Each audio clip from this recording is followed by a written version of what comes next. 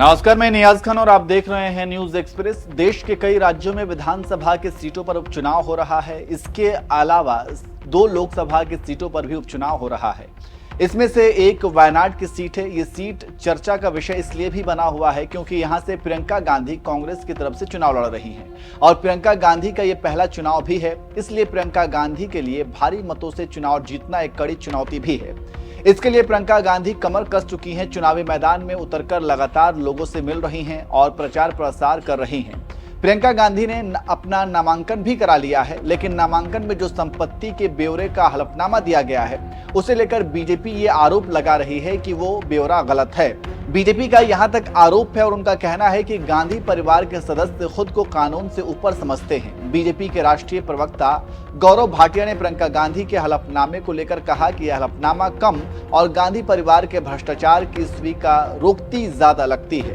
उन्होंने कहा कि प्रियंका ने चुनावी हलफनामे में उम्मीदवारों के लिए अपने जीवन साथी की संपत्ति का पूरा खुलासा करने के सुप्रीम कोर्ट के निर्देश का उल्लंघन किया है। सुनिए गौरव भाटिया ने क्या कुछ कहा। जब कांग्रेस पार्टी की नेत्री प्रियंका गांधी वाड्रा का हलफनामा वायनाड में जो लोकसभा का चुनाव है उसमें दायर किया जाता है, तो आज ये कहना गलत नहीं होगा मोहब्बत की दुकान नहीं दलाली की दुकान है। मोहब्बत की नहीं, ये दलाली की दुकान है। और जो तथ्य सामने आए हैं, पूरे भारत की जनता आज नकली गांधी परिवार भ्रष्टाचारी नंबर 1 उनसे कुछ सवाल पूछना चाहती है। सबसे पहले, जैसा मैंने कहा, ये हलफनामा, ये एफिडेविट कबूलनामा है जो भ्रष्टाचार नकली गांधी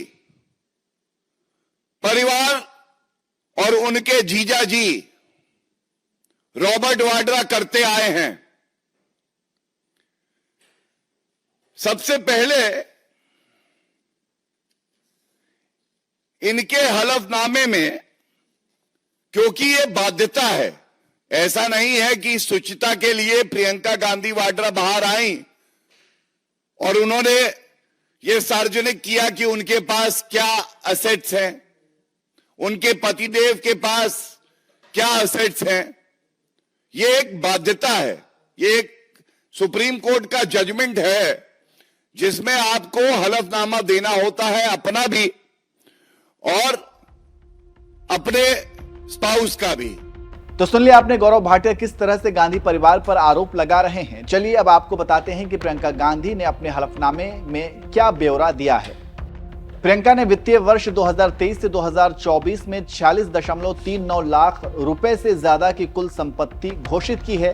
प्रियंका के अनुसार उनके पास 4.24 करोड़ रुपए से अधिक की चल संपत्ति है, जिसमें 3 बैंक खातों में अलग अलग राशि की जमा रकम, म्यूचुअल फंड और पीपीएफ में निवेश, उनके पति रॉबर्ट वाड्रा द्वारा उपहार में दी गई होंडा CR-V कार और 1.15 करोड़ रुपए मूल्य का 4,400 ग्राम सोना शामिल है। वहीं अचल संपत्ति की बात की जाए तो प्रियंका गांधी के पास अचल संपत्तियों की कीमत 7.74 करोड़ रुपए से भी ज्यादा है, जिसमें कृषि भूमि, एक फार्म हाउस भवन शामिल है जिसकी कीमत 2.10 से भी ज्यादा है।